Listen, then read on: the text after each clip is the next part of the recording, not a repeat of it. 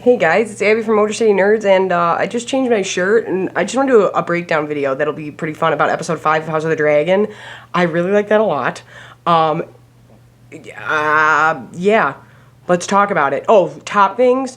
We're going to talk about Daenerys and why, I've talked about this before, but why she wanted to marry her brother. So everybody's saying, like, this is so weird. I'm like, no, do I approve of incest? No. If you think this wasn't a thing, it's exactly why they all went mad. But also, someone's watching through that werewood. It's either Bran or the Three-Eyed Raven, who is a Targaryen, and we'll get into that. He's one of my favorite Targaryens, and he actually carried the same sword as who? Daemon.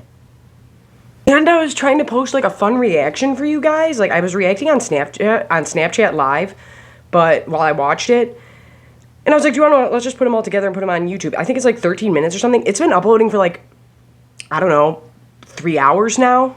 I'm also really sorry that I haven't been getting content out to you guys because my job told me, yeah, come on back last week. So I did this week thinking like, okay, finally you guys are going to do right by me. And it's worse than ever. It's absolute hell on earth. I don't want to harp on it because who am I? Like, we all have issues, you know, but fuck them. Either way, we get Daemon going to see the wife that he's married to in the Eyrie. Now, the Eyrie is where, if you've been on the channel, the titty baby is in Game of Thrones, where Arya and the Hound try to get up there, and they're like, she's dead, and she starts laughing. That's the Eyrie. So that's where Daemon's going, that region, to see his wife. Now, remember when I was comparing Daemon? I was like, Daemon is a lot like Bronn from Game of Thrones if Bronn was born into a royal family. Then the way his wife dies is just what Bronn says. He says, when they tell him, you know, you're marrying the younger one, not the oldest one, so you don't get shit. Like, unless that older sister who's been proved to be barren passes or something. They say something, and he goes, pretty ladies go out on their horses and fall and snap their neck all the time on accident. It happens all the time. And then that's how Daemon's wife goes out.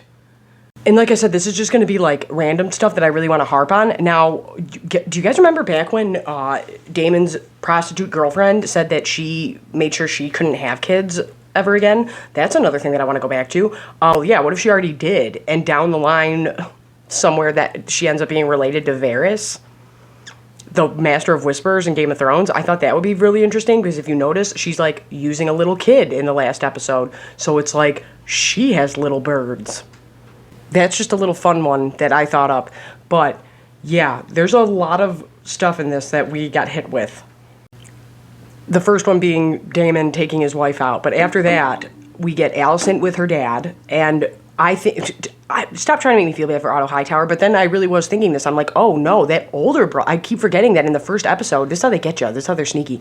Daemon says to King Viserys, he says, who's Otto Hightower? He's a younger brother. He ain't gonna get shit. He better have this job, otherwise he's a nobody. And then who do we see him scheming with? His older brother. So the older brother's the one we gotta look out for. And did you see how sneakily he was acting at this wedding?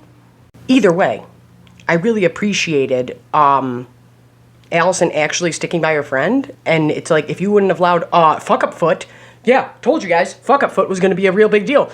Now he's going and whispering in her ear, and then she gets pissed off because she realizes, oh, my friend was lying to me. Now that Rhaenyra's married, and remember when I brought up the moon tea? I totally forgot, like, this is why I was saying, like, we'll definitely be able to tell whose children these are. I don't think Rhaenyra drank that tea, because the moon tea is supposed to help you get rid of a pregnancy.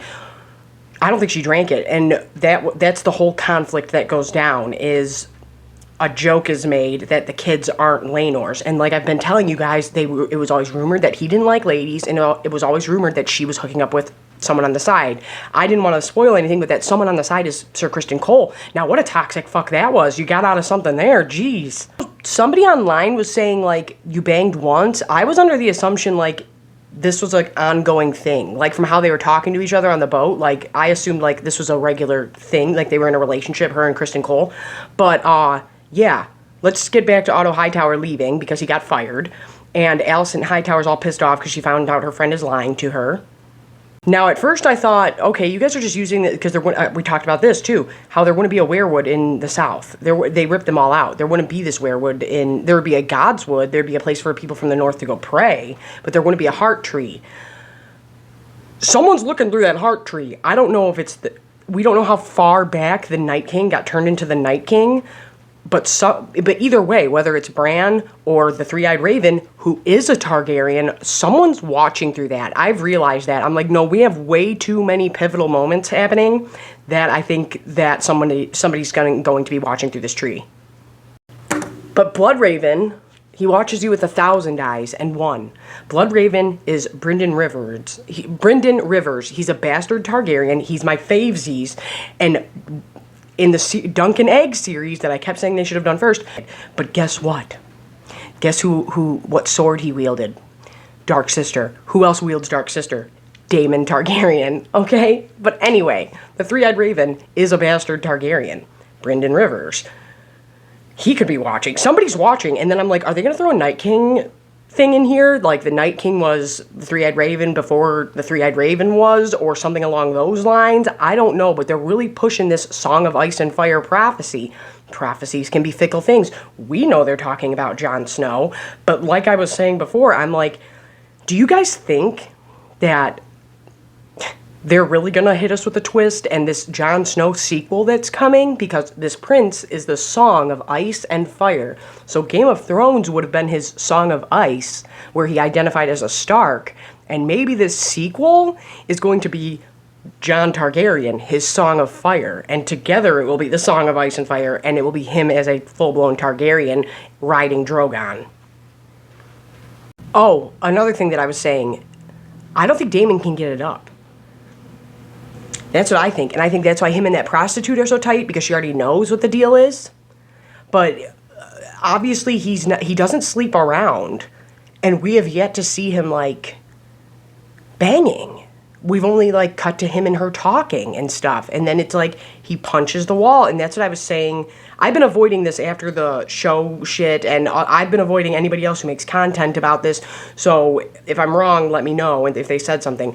Because somebody said that in one of those, they said that Daemon does care about her, because I was like, there's a couple options here. Either he's realizing I care about you as my family, or romantically, and I don't like having feelings, and he punches the wall, or he was like, I don't want to involve my niece in these plotty schemes because I care about her, and now I feel bad and I punch the wall. Or you actually really wanted to do this, and you couldn't, and you punch the wall. Then, after this conversation between Daemon and his wife in the beginning of the episode, I'm like, she's making a few references there, and she says they never consummate the marriage, and I'm like, never, ever, not once, not even for political gain. That's strange, that's odd. So I think Daemon can't get it up, and I think that he, once again, like I think with Tywin, this man so consumed with legacy and family cannot have one. Oh, we have Otto saying that, like, her kids will be slaughtered if she takes the Iron Throne, and I'm like, this family didn't do that before, so why would they do it now? Now, I also think we see Viserys throughout this episode not looking so great, and I think the Maesters have been doing that. I don't trust those dirty, sneaky Maesters. Look at the way they're talking to him when he's dying and shit, and the younger one is like, shouldn't we do this, this, and this? And the older one's like, no, we should do this, this, and this. And it's like, how come you're not listening to this younger guy? It's the same thing with Sam Tarly when he's trying to tell him about the Long Night, and they're like, so what? I think that the Hightowers and the Maesters are the downfall of the dragons. I think that they slowly, over time, killed them off on purpose because they didn't like a weapon that they couldn't control. But I'm like, stop trying to make Otto Hightower happen. We don't feel bad for them. I also am like, are you this salty your friend got laid? Wouldn't you be happy for them? Wouldn't you be like, wow, excuse me, I'm in this loveless marriage where this guy won't even look at me when we're intimate, and you have a great experience going on here, and I'm salty about that. And you're that mad that you end up popping off about it and being disrespectful at my wedding? Or the wedding festivities? Wait, can we rewind back to when you started banging my dad and you're mad that I'm getting laid? Get out of here. There were a couple times in this episode that I was like, oh, I genuinely am feeling for this. And then I was like, nope, right back to I hate their guts. And like I said, this isn't my official review. This is just Abby like reacting to it and going and popping off about certain things. When we get to go to Driftmark, that was sick. That was sick. Oh, we finally got to see the Red Queen, which was Rhaenys on her red dragon, and Sea Smoke, her son's dragon, when they came into King's Landing. That was awesome. So obviously we see that Viserys is being made to come to Corlys, and we find out about Corlys' son. And I didn't think they were going to stick all the gayness right in there, right at us, all quick, and they did, all fast, and they didn't shy away from it. And like I said, there's rumors about these things, but us as readers don't know the full story. The funny part is, I've been comparing Margaery Tyrell to Alicent Hightower, when Margaery and Rhaenyra are the ones now, at least in the show canon for this specifically, but in the books, Renly is also gay. Both Rhaenyra and Margaery Tyrell had married someone they knew their sexuality was not, because they liked them, but they were like, no, this will help move me forward. And I compare Alicent Hightower, in my opinion, is more like Margaery Tyrell. I hate the Tyrells. I think they're dirty sneak rats. But everybody is allowed to like who they like over here. I just realized that tonight. I was like, oh, you both did this, but I keep comparing this character to Margaery Tyrell. But eventually, Alicent Hightower, spoiler warning, is going to pull a Cersei. Remember when Cersei said Ned Stark had a piece of paper too, because she tore it up, and they were like, those are the king's words, and she puts Joffrey on the throne anyway, even though the king wanted something else, even though Robert Baratheon said he wanted something else. This is exactly what Alicent Hightower does once King Viserys dies, and I couldn't believe they showed him falling right out like that. I thought it would be a little more climactic, but I'm assuming he's not dead yet, but he ain't doing too good. I don't see him making it much farther. So we got a lot going on here, and I know there's going to be the time jump, I'm assuming in the next episode or very, very soon, of them being older, and their kids being older, and shit's about to get real. My cat just came home. Hey, what's up? What's up? You okay? What was I saying before my cat interrupted? Oh, one thing I did like was, because this really happened with, like, the royal family not long ago, when the queen took over. And she was like, I should take my husband's last name. And then they eventually were like, hell no, you don't do that. You keep your last name, and you keep those kids with that last name, because that's just how it goes. So I liked Corlys attempting that, and you gotta remember, like, Corlys has been spurned by this royal family over and over again, and he's 10 times richer, has the biggest army, and it's like, him and his wife, I love him and Rhaenys, the queen who never was. They are my favorite. And I loved when he was like, I'll do anything to make that right because they screwed you over. And it's so sweet and nice. But, like, they are one of the only couples documented in the books that, like, genuinely love and care about each other. So I loved that they showed that in this episode. And I loved that they showed, it looked like Rhaenys was almost proud of her cousin Viserys, of the king, for saying, like, no. No matter what, whether it's, and I appreciate this Viserys being progressive, he's like, no matter what, boy or girl, whoever takes over after Rhaenyra will have the name Targaryen. I'm not moving, I'm not budging on that. Like, okay? And it looked like Rhaenys, even though she loves her husband very much, she's proud that her cousins, like, stood his ground about the Targaryen thing. And I liked that back and forth. Also, did anybody else see the model in the background? No, you'd probably just, everybody has one of those for, like, military purposes, but I feel like Corlys and King Viserys have the same hobby going on here.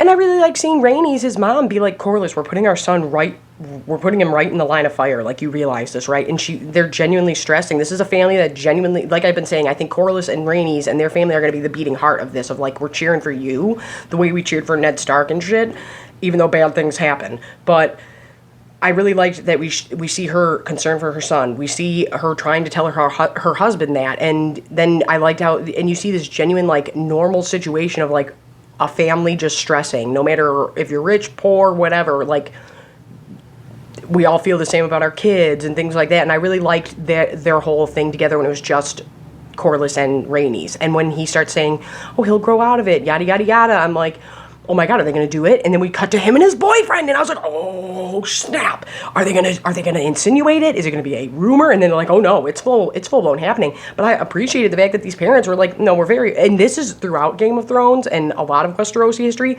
they know their sexuality. They know that people are gay or straight or bisexual or whatever. Cersei fools around with ladies at one point. Daenerys is fooling around with ladies several times. Like, this is a common thing that takes place in the books, and it's a common thing to go, hey, we are all aware of their sexuality, but they have to get married for political reasons, and we all know this, right? Like, it has to happen. but nobody's like put down or treated badly because of it, and I always appreciated that about this series. But I was shocked. I was shocked when they threw the gayness right at us, though. I was like, oh shit. Oh my god, people are gonna be all salty for no reason, thinking this is forced too, and they're gonna be all pissy online. Oh my god. Oh my god, you... I was like, good for them. But, so we see that. But I didn't understand him making... The boyfriend's the one who caused the kerfuffle later on. Here's another thing that I'm really appreciating. A Targaryen alone is a dangerous thing. My favorite Targaryen, Maester Aemon, says that at the wall, and he says it in the books, and that he needs to get to Daenerys because a Targaryen alone is a dangerous thing. Daenerys feeling so isolated and alone is what made her snap over the edge. And I've talked about that at length. And then we'll talk about that in a second, about her marrying... She wanted to marry her brother, and I'll get into that in a minute. But a Targaryen alone is a dangerous thing. And even though we see these Targaryens alive right now, and there's several of them, all of them feel alone to an extent. And a Targaryen alone is a dangerous thing. I've talked about this at length, though, and it's not that Daenerys wanted to marry Viserys, her brother, her brother's named after this Viserys, but that's their custom. I'm not saying it's right. That's not what I'm saying here. What I'm saying here is Targaryens are used to that. So this whole time, she's like, I'm going to marry Viserys. That's why she feels so betrayed and is so afraid when she first sees Khal Drogo. It's not just because he's scary as shit. It's because her whole entire life she's gone, I'll be with you, Viserys. And so not only does her brother sell her off, but the man that she thought she would be with and would protect her sells her off. Oh my god, oh my god, oh my god. Let's talk about what a bitch Sir Criston Cole is. What a bitch. What a little bitch. It didn't even take anything for him to snitch. Like, what? You're that mad? That's when I was like, oh, this guy's... whoa. No, not okay. And I'm not going to get into it, but if you know his nickname in history, it doesn't line up too great with Rhaenyra. Now, Fuck-Up-Foot is related to that Master of Laws, who is now the Hand of the King. Now, he's been a sleeper. He's been in the background. He hasn't really done much to make us upset, so he hasn't stood out yet. But I think he is secretly the most little-fingery of them all. We get him and Viserys talking, the king, and the king's obviously dying and looking like shit. Then we get the entrance. Then we get Sea Smoke and the Red Queen flying in, Corlys with his fleet, starting up the wedding. Now, this isn't the wedding. This is like the opening party to the wedding and welcoming everybody here. So... it's not the actual wedding, and I thought it was very interesting to have it... I'm wondering if they just had it the same night or, like, the next morning, and because they were supposed to have this big, elaborate wedding, remember? But then this tragic thing happens, so they don't do that, and they just have a small little ceremony. And I thought that was interesting. I liked that. But their entrance was so sick and so cool. I loved it so much. Seeing Laenor and Rhaenyra both comfortable with this situation, going like, hey, we're not stuck like this. Like, I know that we both want to do our own thing, but we can still do this, and let's have a good party. We should have known wedding, Game of Thrones, it's going to be bad. But I didn't expect it to be that brutal. At one point, though, I was just like, when are the entrances going to stop? I don't know if doing them... I didn't mind them back to back to back like this, but I was like, whoa, okay, because I was like, where's Daemon? Daemon needs to show up, and he's got a great entrance right after this family shows up. Now, that's disrespectful. It's disrespectful that Alicent isn't there, and it's disrespectful that Daemon outdoes this royal family showing up. That's a problem. That's a dick move. I loved that they made... Did you guys see them run for a chair to fit him in at the table, knowing... that meant, like, they never planned on Daemon coming, but he did, and someone runs and scurries for a chair and makes sure it's at the table, and I loved it. But then we get Alicent's entrance in the green of House Hightower. Now, this is something else but people know about, is when she wore the green dress. This is her finally saying, like, fuck you, fuck your kids, me and my kids are going to reign supreme. I thought that this was really well done, and they did. I mean, look at the way they did Joffrey's wedding and all those other big scenes for Game of Thrones. This one's just as good when they have, like, we're showing this group, then this group, then this group, then Daemon and Corlys's daughter. She seems like she's on the up and up and pretty slick, and I know what happens between them, but I was like, I liked them having them mingling and then showing the dancing, but then showing the boyfriend looking and then showing this. They did a really good job at that. I loved that. And it felt like there was a lot of plot happening, and it was kind kind of slow, but then I was like, no, we're moving pretty fast. So I appreciated all that. But yeah, Kristen Cole, there's always somebody to fuck up the wedding. Somebody said that to me at the last wedding I went to because somebody was making a fool of themselves at that wedding, and somebody at the bar said, there's always got to be one. And I was like, one, and he was like, there's always one person who tries to fuck up a wedding or gets too drunk and makes a fool of themselves at the wedding. Tonight it was Sir Kristen Cole.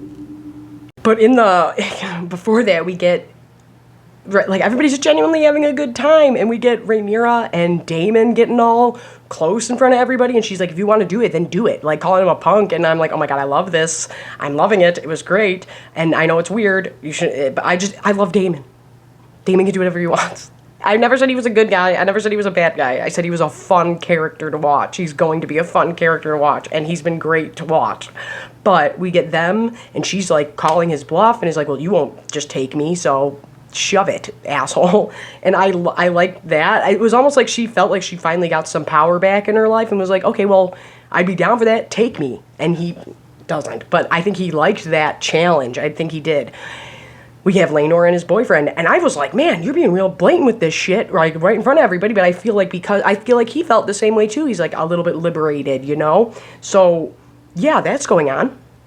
And then the boyfriend stirring up all this shit. And he's like, oh, and this is the second Joffrey to die at a wedding. Did you guys notice that? That his name was Joffrey, and then we had another Joffrey die at a wedding already? But either way, so we have this guy, and he's stirring up a bunch of shit, and he's like, Laenor, guess what? Fucking, I can tell that that's the dude she's banging about Sir Kristen Cole. And he's like, well, now you have dirt on her, and you know what she's doing. If she knows what we're doing, now you should know. And in my head, I'm like, why wouldn't you buddy up with Sir Kristen Cole and become tightesies? That way, when you're all seen together, it doesn't look strange, and people are used to it, and you just pretend you're BFFs with Kristen Cole. Then everybody can pretend happily.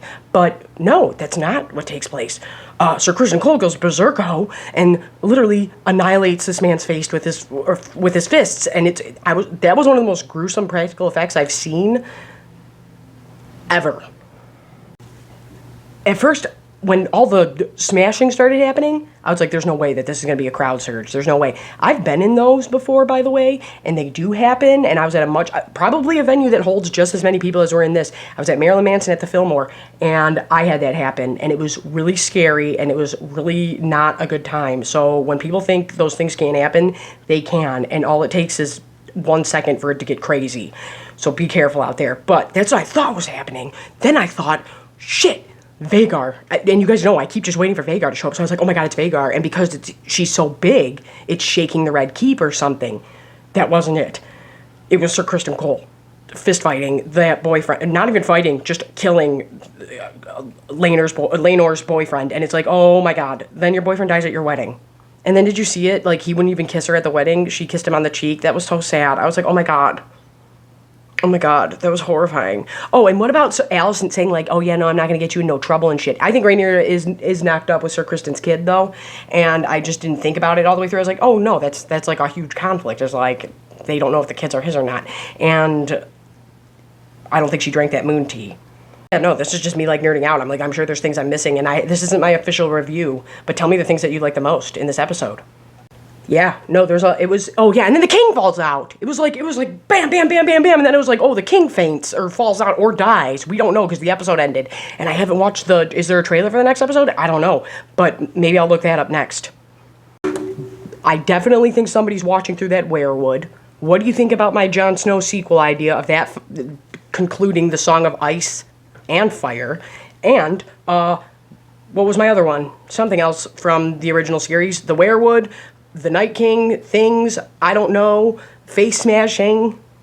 Oh! And do you think Daemon can't get it up?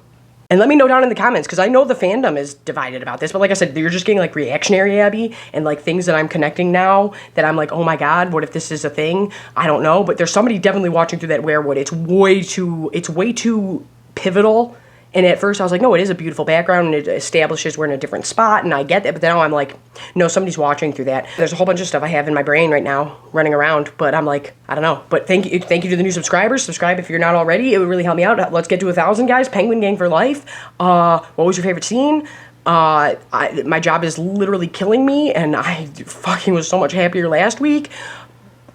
Check out my other videos. I got other House of the Dragon reviews, but yeah. Oh, and I think my reaction video is finally up, but whatevsies. Tell me your favorite part of this episode, and my full review should be up tomorrow night. I'm Abby with Motor City Nerds. All my links, or ways to get to my links, are down in the description below. I'm on OF, I'm on Instagram, I'm on Twitter, I'm on all this stuff. But yeah. Who's your favorite dragon? What's your favorite scene? Can Daemon have kids? I don't know. I'll keep going.